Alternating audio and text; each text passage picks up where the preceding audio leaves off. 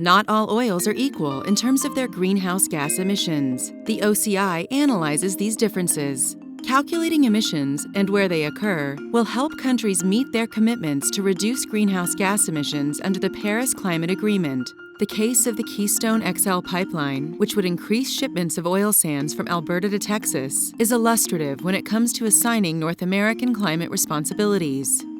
Total greenhouse gas emissions from oil sands are currently some of the highest in the OCI, where a single oil sand project can amount to over 75 million metric tons annually. But this emissions burden shifts from Canadian producers to American refiners, depending on the pathway taken to convert oil sands to petroleum fuels. One option is for Canadian producers to upgrade oil sands, strip off their solid residue, or petcoke, and ship synthetic crude to U.S. refiners.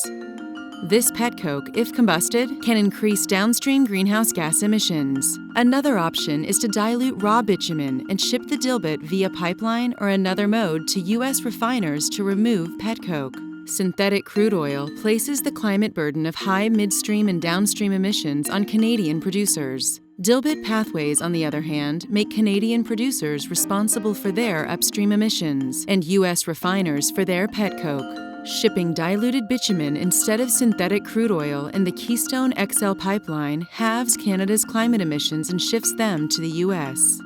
One way to reduce both nations' emissions burden is to place a moratorium on selling petcoke, which could cut greenhouse gas emissions by at least 100 kilograms per barrel. When infrastructure projects are proposed, it is critical that decision-makers understand exactly what they imply in terms of national climate accounting and responsibility.